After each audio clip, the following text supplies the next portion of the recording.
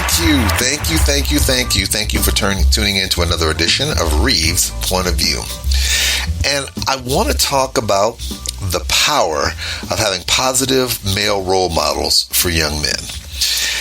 And this is going to sound kind of an off-putting thing because I'm pretty sure most people know the answer to this question already, but I'm talking about it from my perspective in terms of what it meant for me. Because from my vantage point, I was lucky because I was raised by a single mother. But my mom was in a unique position because she had 5 brothers who are all influential in my life in a particular way. And so why was it important for me? Well, it's kind of interesting because, yes, I did have a father. For those of you who are like, well, where was your dad? I was in a situation where my father was in an entirely different state.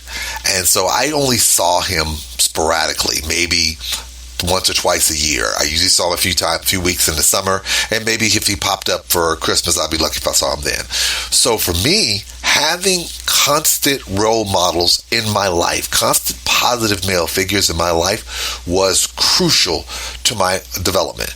But the reality is that I didn't know it at the time. Because, when you're sitting here and you have a mother, and let's just be clear, if you're in a single parent household with a mother and you're a young man, your mother's wearing all the hats. She's wearing the hat of the mom and she's wearing the hat of the father. My mom recognized fairly early on the importance of putting me in spaces and keeping me in spaces where I had exposure to positive men. And so I was lucky because my grandfather was an active part of my life. My uncles were an active part of my life. My mom was very proactive at being in church, and so I had a lot of positive male role models there as well. And so I was in a very good position. And so I share that because whenever I'm talking to young men now, I am hypersensitive that I am trying to emulate the type of role model that I had. And so I've been lucky that over the years, from different vantage points, whether it be when I was stationed in North Carolina, whether it be when I was working in Tampa, even when I was living in Kissimmee, I've had the opportunity to work with a lot of young men. And a lot of times I had been in the position where they just kind of migrated to me just because I was in those spaces. And I will tell you, this is something that I learned really early on. When you're in those spaces with those young men, they appreciate you being in those spaces. They appreciate that they have access to you there. And here's why I found it was even more so profound. Because, it's one thing when you have positive male role models or positive male figures who come and they sit down to talk to you. Yeah, that's great. Ooh, they got great words to say. But it's something else when you're in their space, engaging with them, meaning when you're in those spaces where, like when I was in the military, I had the opportunity to work with some young fraternity brothers of mine, teaching them how to do certain things. And as a result, I made a connection with one of them that he and I are still close today. When I came back to Tampa, Florida, after getting out of law school, my firm just happened to be across the street from my alma mater. So a lot of those young guys would come over to see me. Like, I had a lot of young fraternity brothers at that school that would literally come over, sit in my office, ask me all kind of questions because, and I'd come over there. We helped support their endeavors. I helped coach them on different things.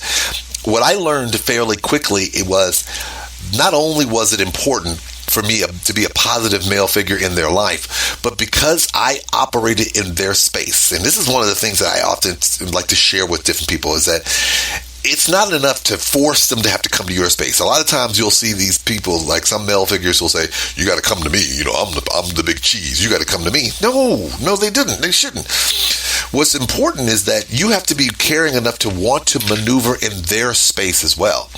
So I learned that by maneuvering in their space, it gave them the ability to engage me in a manner that was comfortable for them. So guess what ends up happening?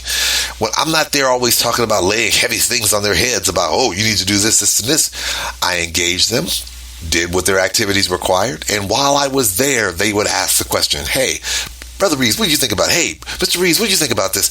Because I was there. I was in their space. I was interacting with them. I was engaging with them. And most importantly, I was helping develop a comfort level so that they felt that they could engage me on their terms as opposed to me imposing my terms upon them.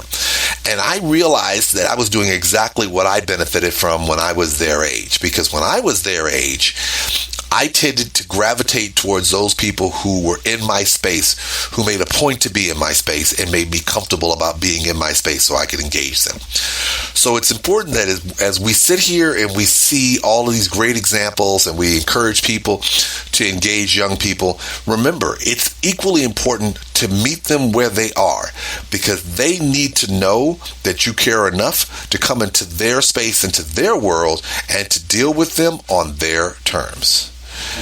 All right, everyone. As always, this is another great edition of the Reeves Point of View. This is Tony Reeves. Thank you for taking the opportunity to join me. And as always, I have to end this podcast with a great question for you.